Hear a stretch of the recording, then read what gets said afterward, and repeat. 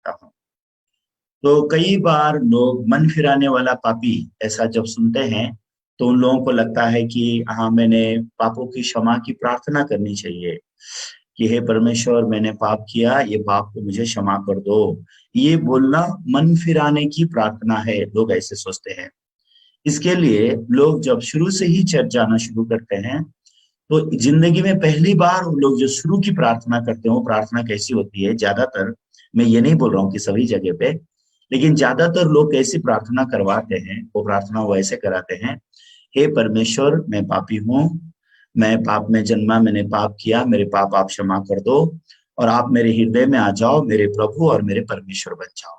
ये सबसे पहले वो लोग यीशु को ग्रहण करने के बारे में ऐसा बोलते हैं, और पापों से मन फिराने के बारे में लोग ऐसा समझते हैं। तो यहाँ पे समस्या क्या है? शुरू से ही जब लोगों को मन फिराव के बारे में ठीक रीति से मालूम नहीं है और विश्वास के बारे में ठीक रीति से मालूम नहीं है, ना तो उनके आत्मिक जीवन में उन्होंने कभी मन फिराव किया और ना ही उनके आत्मिक जीवन में उन्होंने सच्चा विश्वास पाया। तो जब लोगों को सच्चा मन फिराव और पापों की क्षमा सही रीति से समझ में नहीं आता, तो उसका सबसे पहला सिम्टम्स क्या है?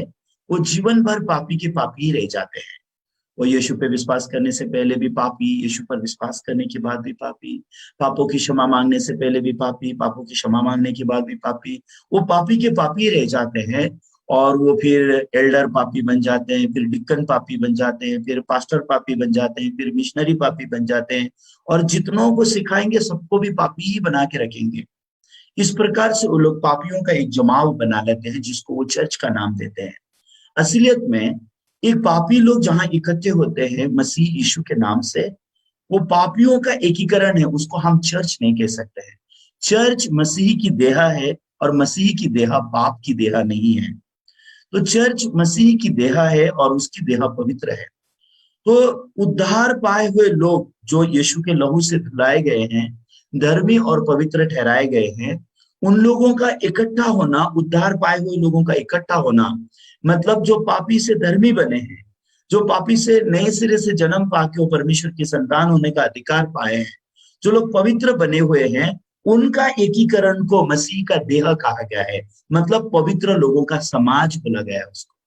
मसीह का देह मतलब पवित्र लोगों का समाज बोला गया है। प्रेरितों के कामों में उद्धार पाए हुए लोगों को प्रभु कलीसिया से जोड़ देता है, ऐसा लिखा हुआ है। तो इस संसार में दो प्रकार की कलीसियाएं होती है। एक पापी लोगों की कलीसिया होती है, और एक पवित्र लोगों की कलीसिया होती है।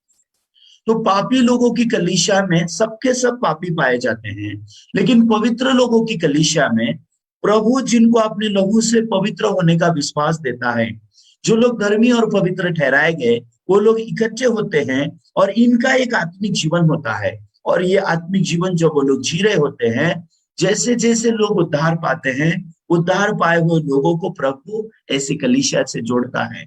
और ये कलीसिया में जब ये उद्धार पाए हुए लोग इकट्ठे होते हैं, ये पवित्र लोग इकट्ठे होते हैं, ये धर्मी लोग जहां इकट्ठे होते हैं, वहां प्रभु के प्रेरित लोग ये प्रभु की शिक्षा को उनको निरंतर देते हैं कि कैसे प्रभु में उन्हें उन्नति प्राप्त करके आत्मिक जीवन को जीना है।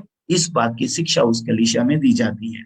लेकिन सबसे दुख की बात क्या है? मैं खुद भी ऐसे दुख में से बहुत गुजरा हूं, इसके लिए यही बातें बहुत बार बताता हूं।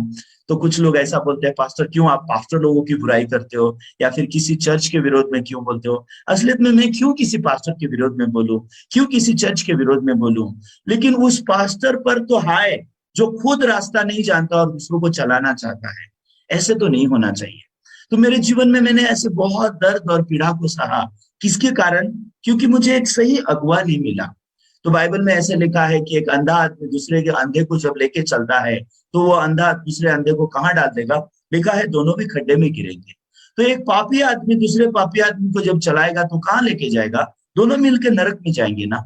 मैं अगर एक पापी पास्टर हूँ, मैं अगर दूसरे पापी भाई को बोलूंगा, सुमित भाई तुम मेरे पीछे चलो, मैं उसको क्या करूंगा? मैं यही विश्वास दूंगा उसको कि तू कैसे पापी है, और मैं उसको बोलूंगा तू पापी है, पापी है, और जीवन भर उसको यही सिखाऊंगा कि चलो तुम्हारे पापों की क्षमा मांगते हैं, चलो परमेश्वर हम पापी है, हमारे पापों को क्षमा करो।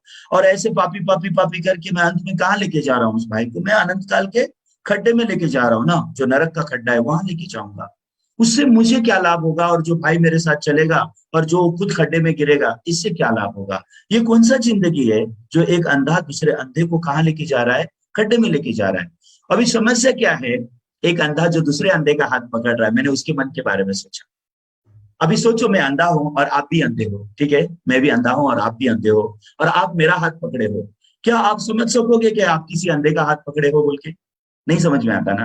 वैसे ही एक पापी जो भाई बहन होते हैं, वो पापी पास्टर लोगों का जब साथ में हाथ पकड़ते हैं, उनको नहीं पता होता है कि जिस पास्टर का वो पीछे चल रहे हैं, वो पास्टर खुद पापी हैं, वो पास्टर मुझे नरक में लेके जा रहे हैं। इस प्रकार की बात वो नहीं समझ सकते। इसके लिए जब मैं एक दिन बाइबल पढ़ रहा था, मैं मुझे बहुत हैरानी क्या बात हुई पता है आपको? आइए, माफ कीजिए ऐसा ऑनलाइन में ऐसी बातें करने के लिए, लेकिन जरूरी है इसलिए मैं कर रहा हूँ। मत्ती के 7 अध्याय में अगर आप देखोगे तो वहां पे हैरानी की बात क्या है। आइए एक बार मत्ती का 7 अध्याय देखेंगे।